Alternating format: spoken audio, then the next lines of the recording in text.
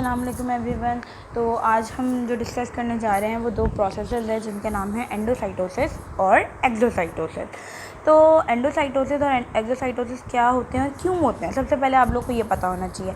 आपको मैंने अपनी पुरानी वीडियोज़ में ये बताई हुई है बात कि जो क्या कहते हैं सेल है, ह्यूमन सेल, उसकी आउटर मोस्ट मेम्ब्रेन क्या है, उसकी आउटर मेम्ब्रेन है सेल मेम्ब्रेन। ठीक है। अब ये जो सेल मेम्ब्रेन है, ये मैंने ये भी बताया था अपनी वीडियो में कि सेल मेम्ब्रेन जो होती है वो पार्शली परमेबल होती है। पार्शली परमेबल यानी कि कुछ सब्सटेंसेस को अलाउ करती है अपने आर पार मूव करने के लिए और कुछ सब्सटेंसेस को नहीं करती है, यानी ये सेमी परमिएबल है। तो अब क्या होता है, कुछ ऐसे सब्सटेंसेस होते हैं जो कि इसके अंदर, सेल के अंदर नहीं जा पा रहे होते अपने साइज़ की वजह से या किसी और वजह से। इसी तरह से सेल के अंदर से कुछ सब्सटेंसेस बाहर नहीं आ पा रहे होते।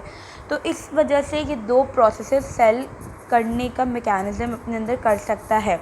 अगर उसे अपने अंदर कोई चीज़ लेकर आनी है तो वो करेगा एंडोसाइटोसिस, और अगर अपने सेल से बाहर निकालनी है कोई चीज़ तो वो करेगा exocytosis.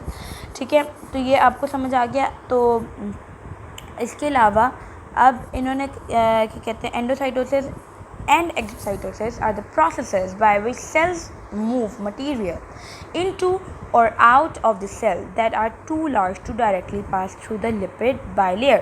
Lipid bilayer means cell membrane. ठीक है।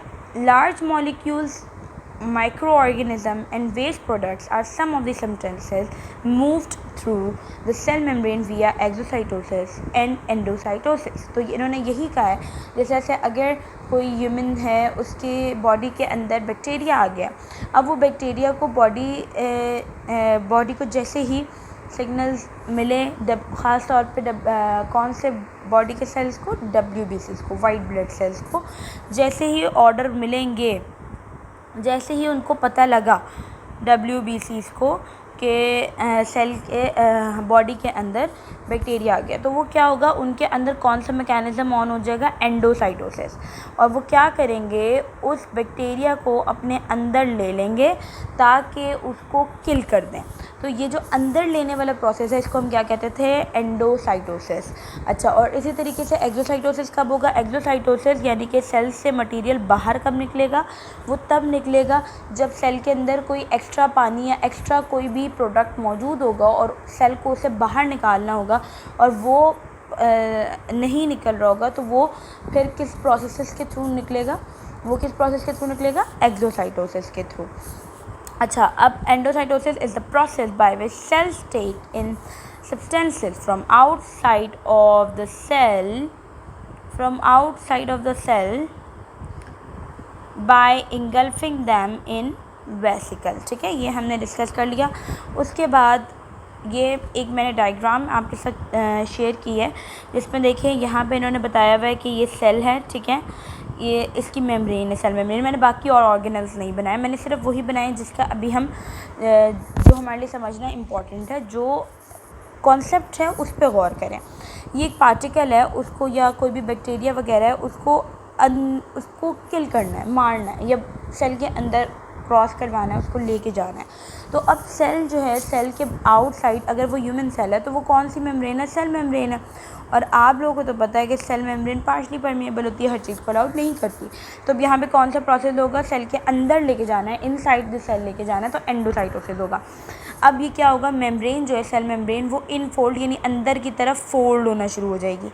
अब जब ये मेम्ब्रेन अंदर की तरफ फोल्ड होगी तो उसके क्या होगा, जो पार्टिकल है वो अंदर की तरफ जाएगा और फिर इसके बाद वो इस तरह से वेसिकल की फॉर्म में, वैक्यूल की फॉर्म में अंदर आ जाएगा। और अब फिर सेल को इसके साथ जो करना है वो करेगा, यानी कि इसको किल करना है या इससे जो भी काम लेना वो लेगा।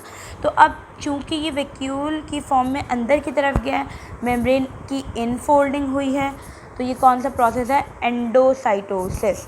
अच्छा, एक और मैंने डेफिनेशन आप लोगों के साथ शेयर की है।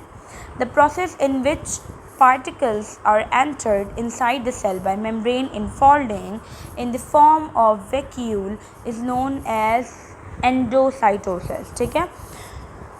अच्छा, टाइप ऑफ एंडोसाइटोसिस यानी सेल्स दो तरह से चीज़ों को अंदर लेते हैं। एक है फेगोसाइटोसिस और दूसरा है पिनोसाइटोसिस। ठीक है, फेगोसाइटोसिस सेल का ईटिंग प्रोसेस है, यानी कोई सॉलिड पार्टिकल है उसको अगर सेल ने ईट करना है और सेल के अंदर वो मूव कर रहा है तो उसको हम क्या कहेंगे, फेगोसाइटोसिस। तो इसको हम सॉलिड पार्टिकल्स को अगर मूव करवाना हो अंदर इनसाइड द सेल तो ये यूज़ होता है, क्या नाम है, ठीक है।